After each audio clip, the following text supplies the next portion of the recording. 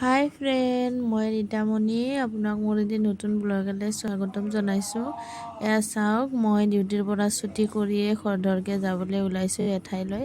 আপোনালোকে মোৰ ভিডিঅ'টি চাই গৈ থাকক। বতৰটো সিমান ভাল নহয়, চাওকচোন বৰষুণ কৰিছে। যিমান সোনকালে তালৈকে গৈ পাম বুলি ভাবিছোঁ সিমানেই এনেকুৱা অৱস্থা। দেখিছেনে ৰে'লগেটটো পৰিছে এতিয়া মানে ৰে'লগেটটোৰ কাৰণে অলপ দেৰি হৈ গ'ল। এয়া মোৰ লগৰজনী মোৰ লগত আছে। মই মানে ভাবিছোঁ যে মই বহুত দিনৰ পিছত মানে অকণমান থ্ৰেডিং কৰিম বুলি ভাবিছোঁ। এয়া চাওকচোন ৰাইজ, কেনেকুৱা অৱস্থা, মানে বিউটি পাৰ্লাৰো বন্ধ, সেইকাৰণে মই দোকান এখনতে কৰিবলগীয়া হৈছে। তাৰপিছত মই এনেকৈয়ে কৰিলোঁ।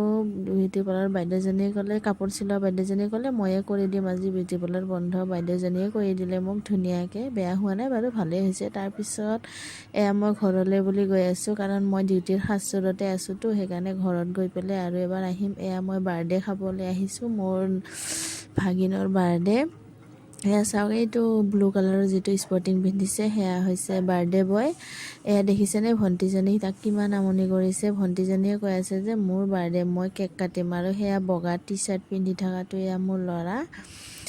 মোৰ ল'ৰাটোৱে কাষতে আছে থিয় হৈ। তাৰমানে গধূলি হৈছে, মই স্কুটি চলাই গৈছোঁ, ভয়ো লাগিছে সোনকালে আহিম বুলি, কিন্তু ল'ৰাটোৱে নাহে। সোনকালে আহিম বুলি কৈছোঁ, ল'ৰাটোৱে নাহে। ল'ৰাটোৱে কৈ আছে যে মই কেক কাটিহে যাম, কেক খাই পেলাইহে যাম।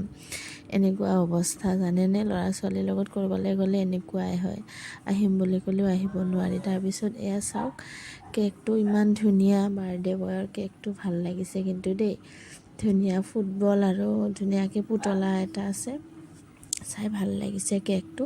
তাৰপিছত ধুনীয়া সন্মান কৰিলে, মৰম আদৰ, নিজৰ মানুহৰ মৰমবিলাক বৰ বেলেগ ধৰণৰ, ভাল লাগিলে গৈ। আৰু এনেকৈয়ে বাৰ্থডে খাই পেলাই আহিলোঁ। ঘৰ আহি পোৱা দেৰিয়ে হ'ল। Bye bye.